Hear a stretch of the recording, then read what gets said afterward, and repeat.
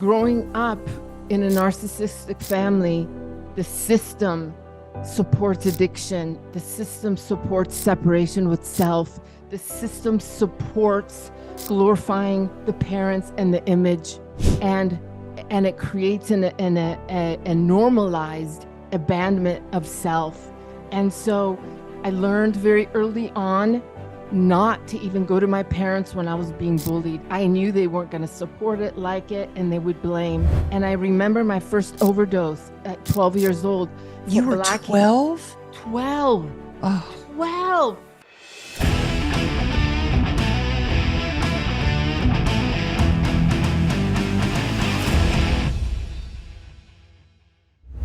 well, hello. Thank y'all so much for tuning in to True Grit and Grace. I'm Amberly Lago, and I have a very special friend. Actually, she's a member also of my Unstoppable Life Mastermind. And the more that I've gotten to know her, I love her so much. And I know you are going to love her and all she shares today, especially if you have ever dealt with a narcissist in your life or are dealing with a narcissist in your life, because she's created, I think it's a movement. It's called the 12 Steps for Narcissistic Abuse Recovery. She is a transformational coach. She's also does coaching for couples. She's a speaker.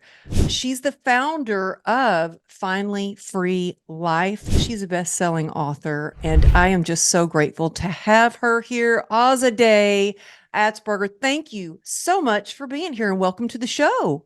Thank you. This is the highlight of my life right here, right now. Thank Well, you. I'm so glad you're here, and I'm so happy for all that you have coming up.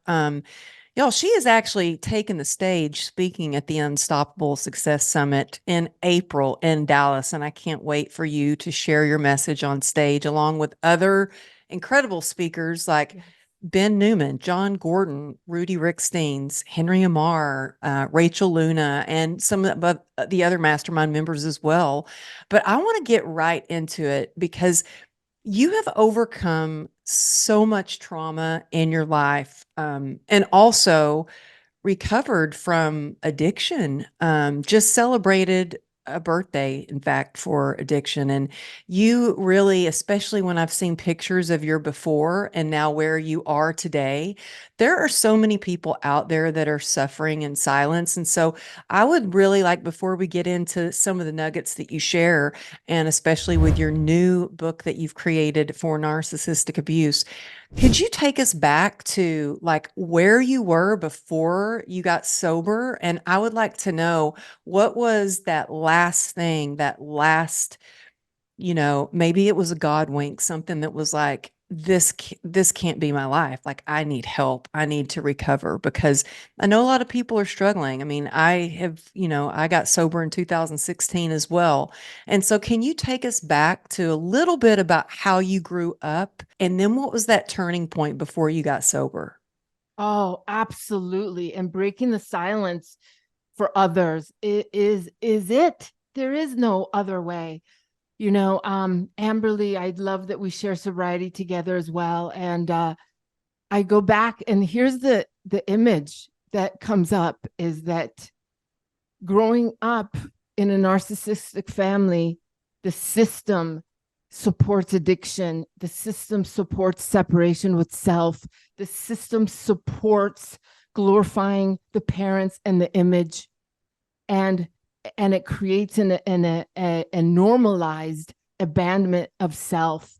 And so I learned very early on not to even go to my parents when I was being bullied. I knew they weren't going to support it, like it, and they would blame. And I remember my first overdose at 12 years old for You were black 12? 12. Oh, 12. And it was on diet pills. And I took so many because image is everything in a narcissistic family system. And I took so many, I blacked out and rolled down the stairs and woke up at the bottom of the stairs. And my parents going, "What was that noise?" And I remember saying, "Nothing, nothing," because right then and there, I knew that I'm a burden and they're not going to hear me. So I had to erase it. And that's what I learned to do, is erase everything immediately. And Like, so basically be in denial about what your feelings were, what was Yes, going on, the love that you didn't get, the support, the protection. And I think growing up, well, not even growing up, always a strong need for me is I wanted to feel safe and loved and worthy of being protected. So it sounds like a lot of those feelings of not feeling even worthy enough to be protected or seen.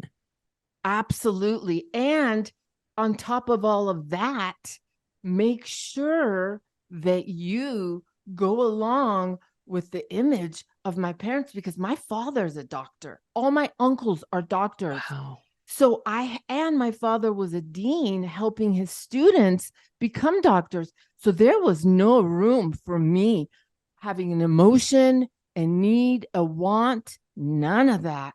None of that. And the next memory that comes to mind for me, Amberly, is stealing alcohol from a grocery store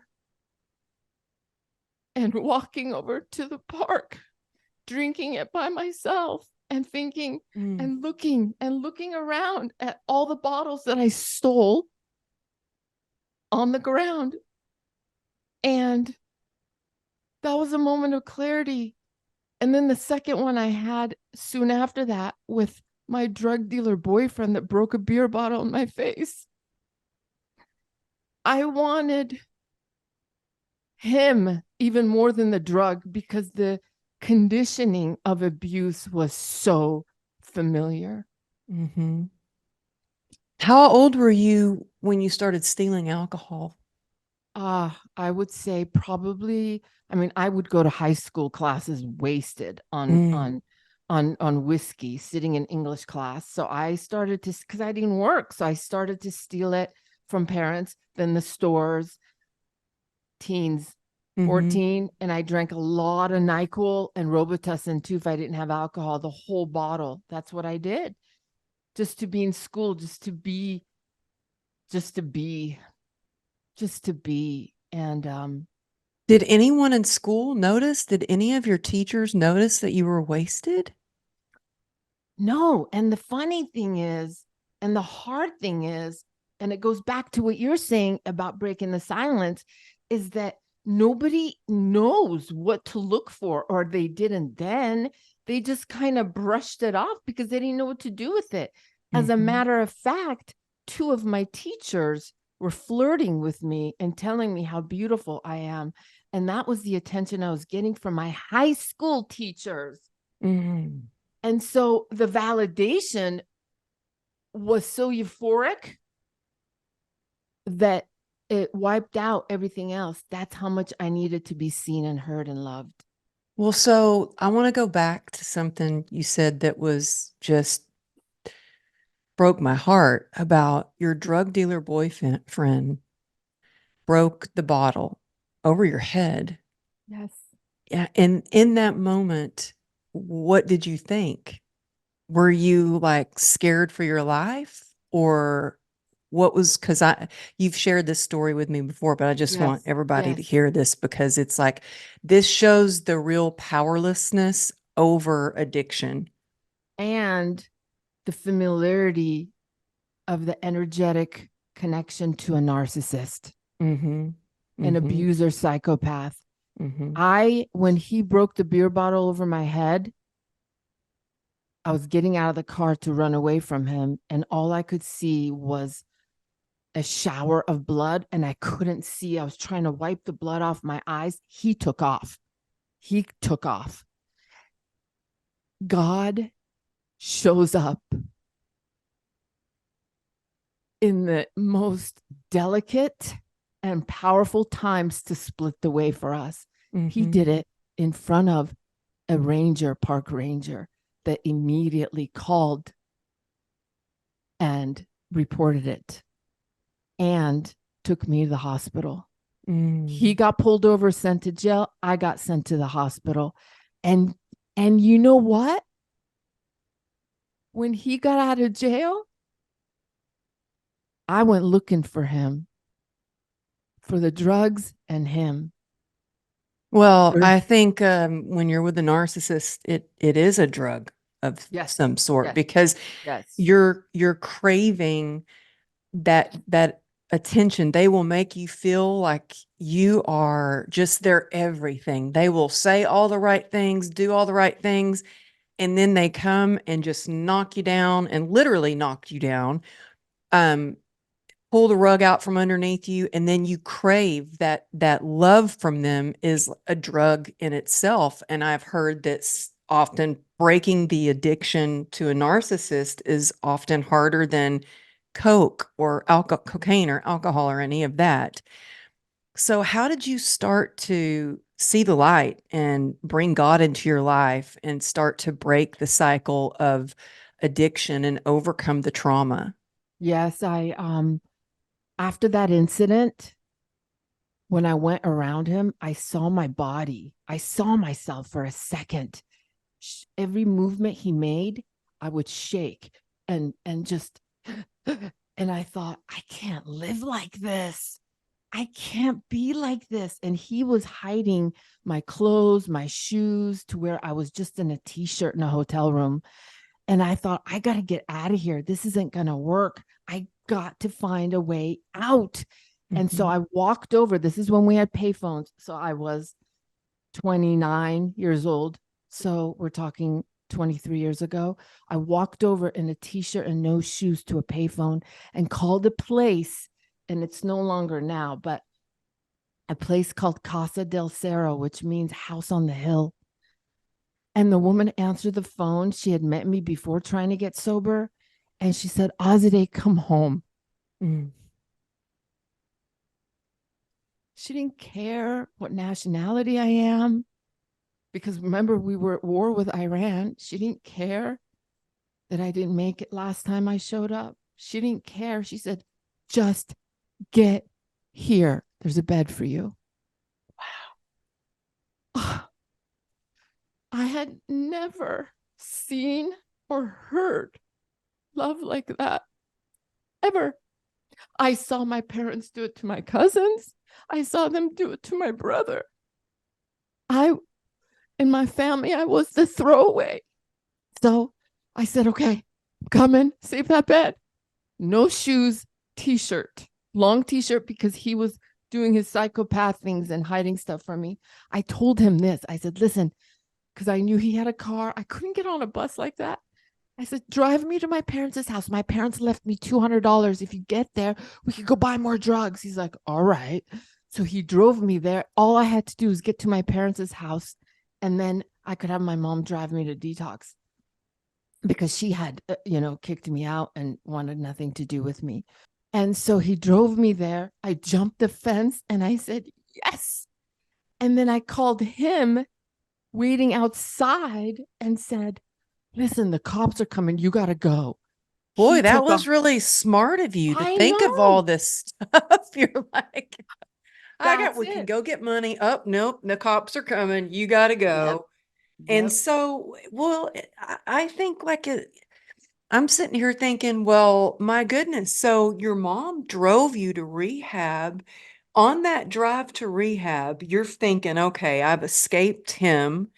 I get to go to rehab.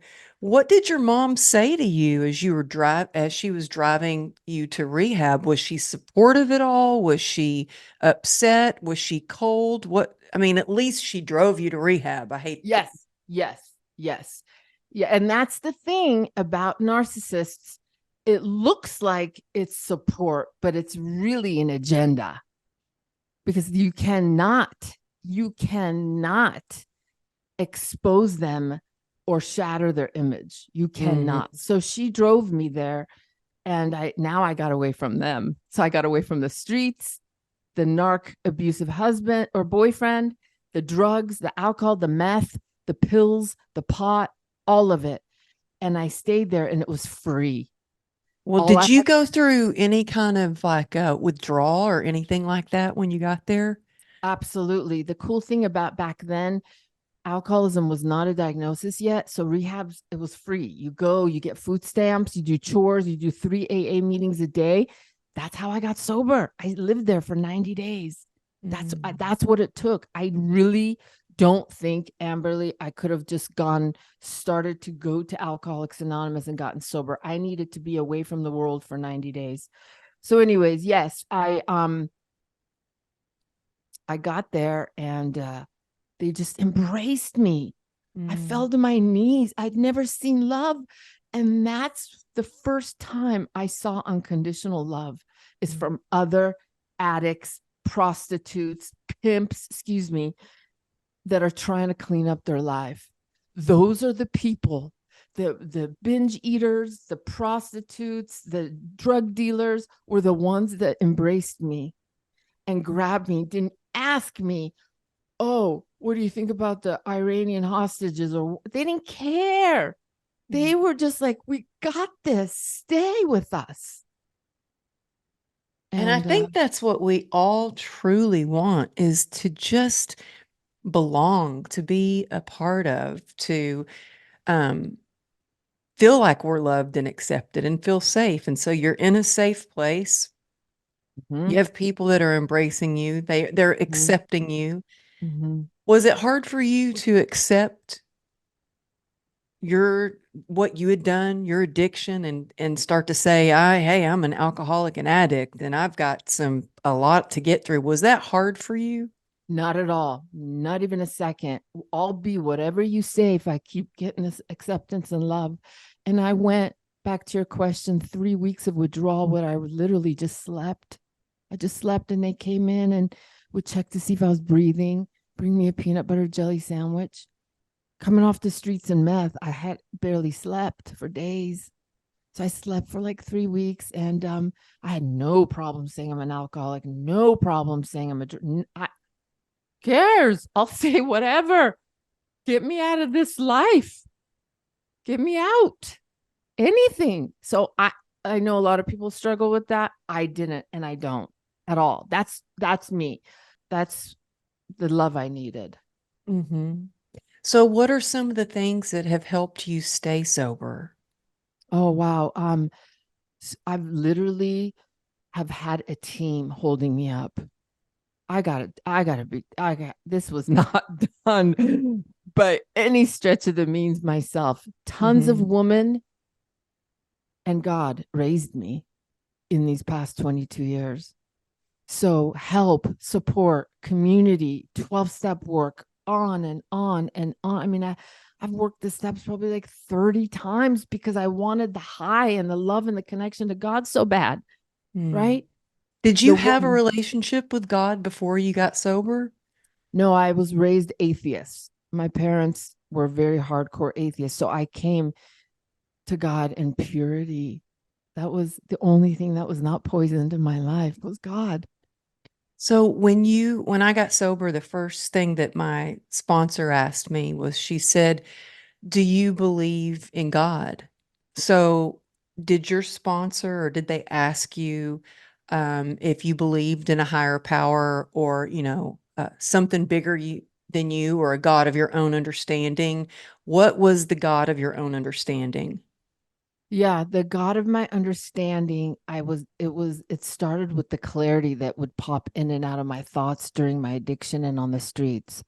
But my sponsors, I just borrowed theirs, but through the 12 steps, and that's why my 12 steps on narc abuse is so powerful, is that I bring and activate emotional triggers with God holding you so you Mm. can heal, because we can't heal just on knowledge alone. So back to your question, is I borrowed theirs, and through the 12 steps mine was birthed and evolved. I've never had, I mean, I get mad at God, but that's the only thing that's been the most beautiful, blemishless part of my life, which is perfect because that's exactly what I needed. Well, let's talk about the 12 steps of narcissistic abuse recovery. And I love that, I really feel that if everybody did a 12-step program, we would all be better humans. I mean, it just helps you become it. It helps you look at your own defects and turn those into assets. It helps you heal. It helps you have the spiritual connection. It helps you go be of service to others. It helps you take inventory of what kind of person you are and what you've done. So I love that you've modeled this from the narcissistic aspect after the 12 steps. And I would love to talk a little bit about some of, if we can go through some of the 12 Yes. steps, because you and I've talked, and this is like a movement, because to break free from a narcissist, and I'll just say this, you know, a lot of times we grow up with being raised a certain way, Yes. and then we pick people in our lives, partners, husbands, boyfriends in our life that are exactly like one of our parents, you know, and we like, oh, I'm not gonna marry someone that's emotionally unavailable, or I'm not gonna marry a germaphobe, or I'm not gonna marry, you know, a narcissist. And so we go after someone and we think, oh, well, this person's different, but they're not. They're the same. They might be wearing like a different costume. But I'm like, why is this guy? I'm picking, I kept choosing alcoholics before I became an alcoholic. I could spot an alcoholic in a room and be like, I want you. I want you that's emotionally unavailable, and I'm going to try to fix you at the same time, you know? Yes. So, I mean, how did you start to break free, first of all, before we get into your 12 steps of narcissism? How did you start to break free from picking a narcissist in your life and then come up with these 12 steps for narcissistic abuse? That's yeah, and I'm with you 100%. I've picked bosses, friends, and boyfriends in recovery that patterned the same dynamic, and I Yeah. showed up the same ways I did as a kid, different Yeah. name, different. So, you know what? It's just like when I got sober. Pain is the admission to a new life. Pain is the admission to a new life. I had to get down to how I showed up and what I allowed and what I endured and what is real and what is back to the conditioning of tolerating thinking abuse is love. Mm-hmm. I traveled multiple 12-step programs. I'm still currently an Al Anon and AA member. I did the 12 steps because I thought, here's the thing, I thought I was the problem. I thought that I have to fix it. Well, it turned out that that happened to be true. Then I couldn't see that I thought I had to keep changing to fit their dynamic. And so what happened is through unbelievable amount of pain, unbelievable amount of just enormous grief, I had to say boring and calm is the way to go in relationships. You know, not the excitement, not the intensity that I think is intimacy, not the firecracker drawing me to them. In fact, I had to also learn that when my gut dropped, it wasn't that it was a soulmate and a connection, it was my intuition saying, run the other way. Mm, that's You, good. right? And I'm here to tell you, and I said it again, I'm going to say it again. Healing is absolutely not just knowledge, that's just the beginning. We have to heal on a visceral level, emotional level. And the 12 steps to this NARC workbook that I've created ignites questions and goes right into the gut and the soul to activate an emotional reaction. So So it that we, really gets you intentional about taking a good hard look at yourself, what you yes, feel, your intuition. But also, I love what you say about healing is not just knowledge, like it has to be applied. And I do believe that it's a spiritual condition too. For me to yes, stay sober, it's a spiritual condition. And so, if you don't mind, can we go through some of those 12 steps just to get, you don't have to go through all of them, but like where would someone start if they're in a relationship where they're with a narcissist and they want to break free? They want to break free. They want to start to build their own confidence and self-worth and have a fulfilled life, but free of all the drama and the abuse and neglect and pain. Where do they start? that's the best question, Amberly, and it falls in line with everything else. We have to break the denial and the feelings and look at the facts. I am in a narcissistic relationship, or I have been. We have to admit and stand solid on that first, because if we are still, oh, I'll change, they'll change, more false hope, we're still stuck. So the first step is, just like we admitted we're alcoholics, we have to, that's my first step that I wrote. We admitted that we are in, or have been in, a narcissistic relationship. Once that's established, then we have paved the way towards the rest of the healing. Mm-hmm. You know, some people can't leave, some people have to stay, but you can. Here's what I did. You can admit first, and second, start building a life on the side. I know that sounds shady. I know that sounds dishonest, but you're breaking down. Whatever it takes, start saving money on the side, get support, get healing, get, and until you can leave. There are so many ways. I literally escaped with my 3 dogs and my husband, middle of a night,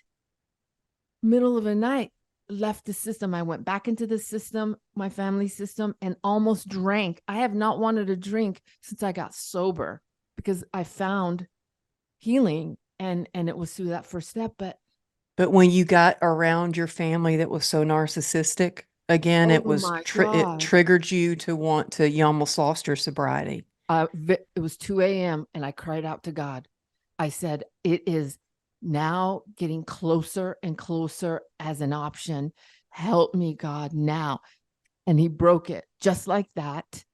And if I may just say, because I've been in program and sobriety so long, I remembered a verse that said, the only way out is through a higher power. A higher power is the only way out. And that's when I went, God, help me. It's getting closer. And it was out. But that's when I had to see, I want to get loaded around these people, and they're my Yeah. family. I never wanted to do that. And this was when I was 16 years sober. Wow. This This is when you were 16 years sober. sober, I wanted to drink at 2 a.m. and I knew exactly where the alcohol was, because I was around narcissists and dysfunction and abuse again with my husband and dogs. Wow. Wow. And so again, it was back to God, and the 12 steps that I've created brings the spiritual strength we need. We are not enough alone. We can create, we can have formulas, but if there's no power, true power in it, we're not going to transform. I'm just going to say it. That's my story. Well, everything that you just shared reminded me of something that I read this morning. And I'm Oh, sure you've read this, but it says it's uh somebody was struggling in the middle of the night. It's a story in the back of the big book, and somebody was struggling in the middle of the night. They tried to call, they wanted to drink. They heard all their friends next door at a party, and they got really scared, really close to drinking, and they called their sponsor. The sponsor didn't answer, and that's kind of your lifeline. And they started like kind of freaking out and went back. And they said they prayed to God, and he said, "Well, buddy, I guess there's just you and me." And believe it or not, it worked. Those simple words worked. Something happened. A little peace came over me. Anxiety left. And then I lay down and fell asleep. I slept well that night, the mm. first good sleep in a long time. That feeble request to God worked. I was honest and really wanted God's help. From that day on, I knew that I had found a higher power and that He would help me. Oh, So, what you just shared reminded me of that. And I think that acceptance too is key, because it allows us to ask for help. It also allows us to take action steps in the right direction to make our life better. And so first is, yeah, accepting that you are in a narcissistic relationship. Um, and then what can they do next? Start taking the yes. actions. And this, you just, when you, thank you for reading that, because that book, the big book of Alcoholics Anonymous, I used to sleep with it to learn how to live. And now it's literally tattooed in my brain, and I'm forever grateful. The only defense is from a higher power, and that's what your story is and mine. But back to your question about the 12 steps, the first step is admitting that we have or are in or have been. So we can literally, I did that so we can literally heal any old dynamics as well that may not be present today. The second step is we courageously stand to dissolve cognitive dissonance. And I have a prayer, an exercise, and some description on step 2. And what hits home, that hit home for me that I shared in my 12-step workbook is on step 2. You got to see and take the magic glasses off in this relationship. What is it I want to see about this person, and what's really real about this person? If you can sit with that, you will dissolve the cognitive dissonance in your brain, because you have been conditioned to believe that they're great and they're changing and it's awesome. And there are red flags that pop up. Oh my goodness. I remember with my ex-husband, there were so many red flags, and I just chose to ignore them. Yeah. And I was like, wow, they're terrible to their mother, or man, they're so mean to other people. Well, but he's really nice to me. Well, before long, it turned on me too. You know what I mean? And so, yes. yeah. And so I think what you just described is like, be aware of what's real, and be aware of those red flags, and how like you said, your gut dropped. Like, that's your intuition. I learned to really ignore my gut, and really learn to that, I didn't have intuition, and I've learned to listen to it more. Our guts never lie. Doesn't. It's our God consciousness. It's warning us. Mm-hmm. You're right. You're right. That's what we do. We turn red flags green.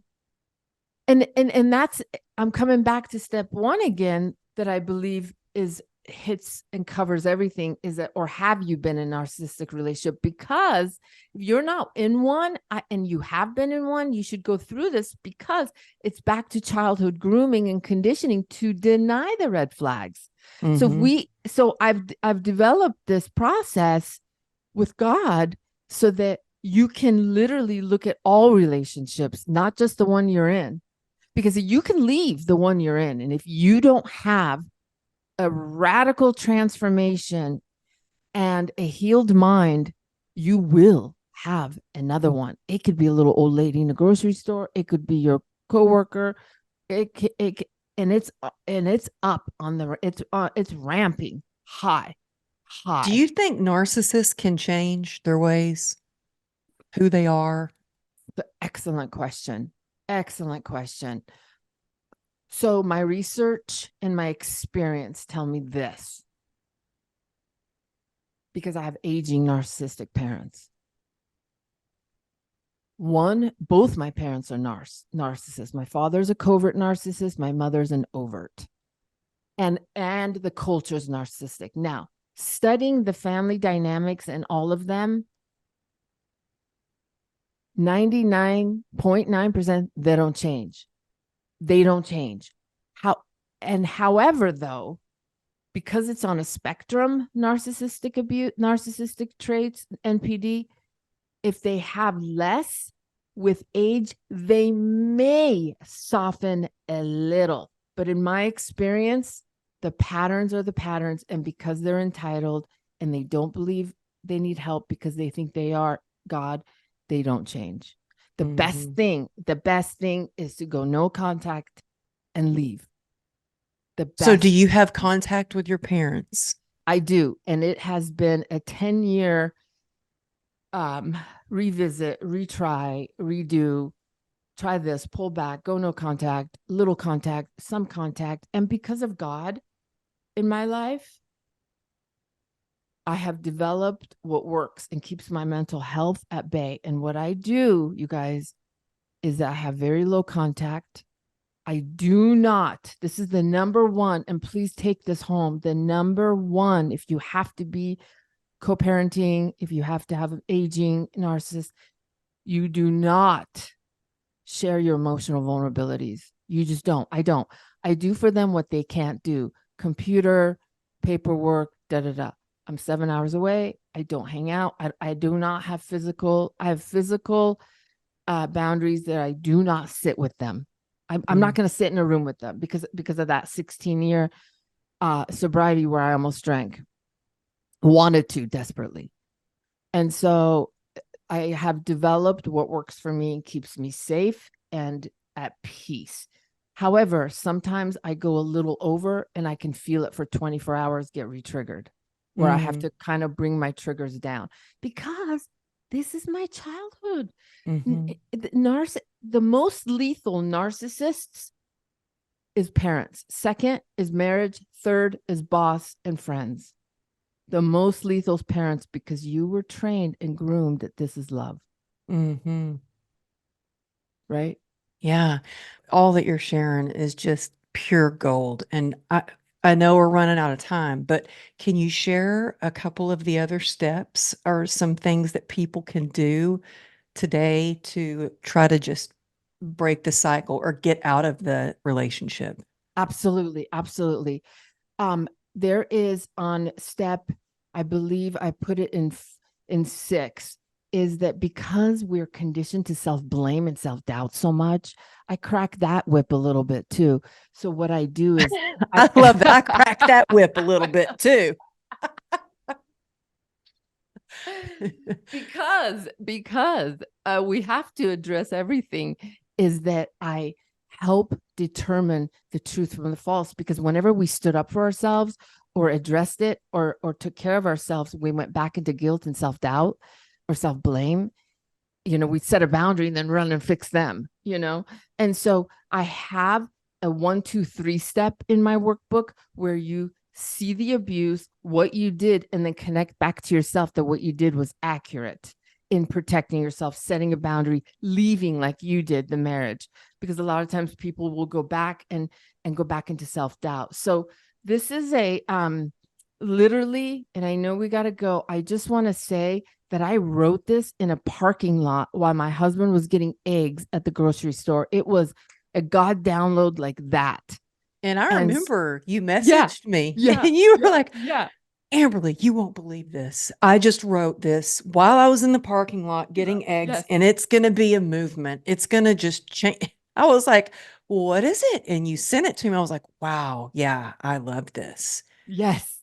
Yes. Oh gosh, I pray for everybody to have healthy relationships, because they do make or break you, and especially if you're an addict, an alcoholic, your sobriety's at stake in these relationships, because you have to drink and use to endure and tolerate.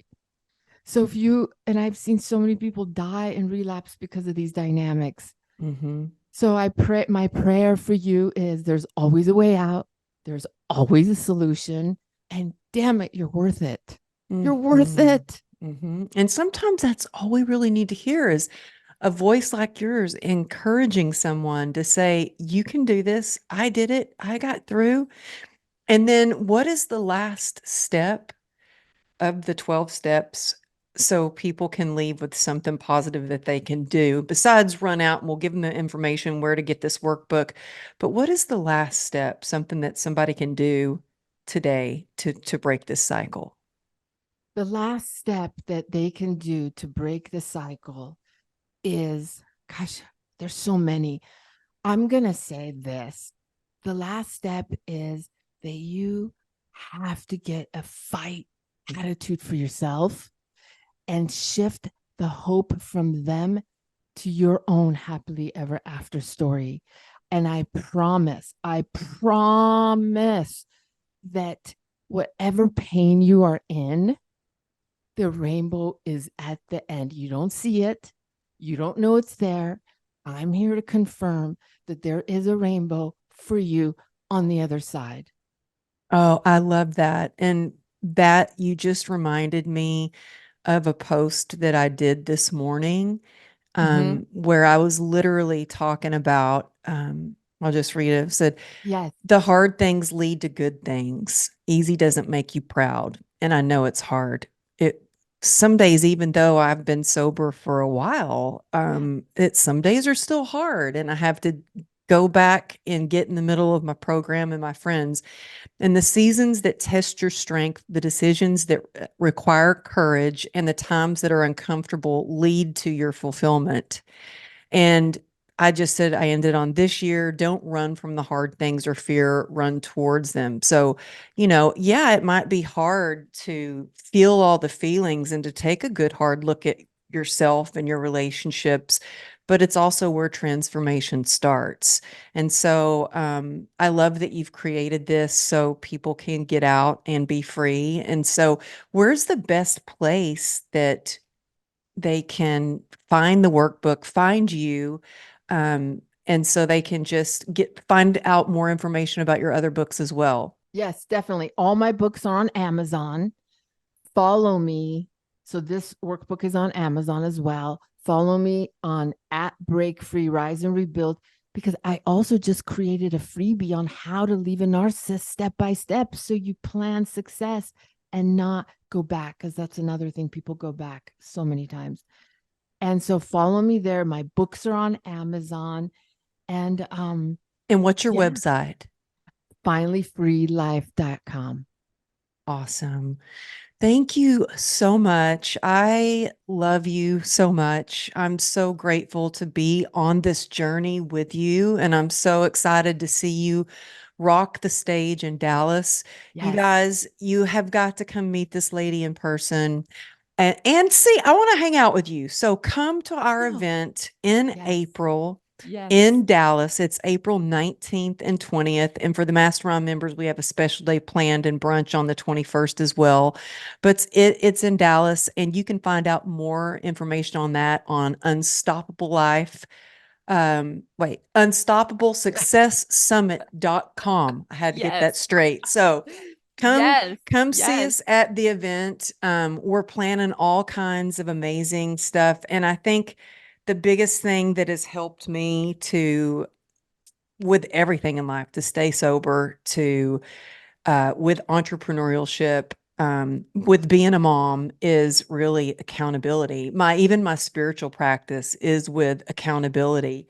And so come to this, event and have some accountability, get step by step action steps for you to go after your dreams. And I think that's what we need more than inspiration and motivation, because that's fleeting. We need some clarity to build our confidence and to have that accountability. So this is an intimate experience. This isn't some huge conference with thousands of people.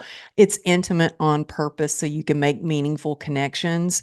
And our last event, woo, God was present. I mean, it was incredible. So I know God is going to be present with us at our event in April too. But Azadeh, thank you for sharing your experience, strength, and hope. And everybody, thank you for tuning in. I appreciate you. Make sure you're subscribed to the podcast so you don't miss upcoming episodes. We've got some other big guests coming on.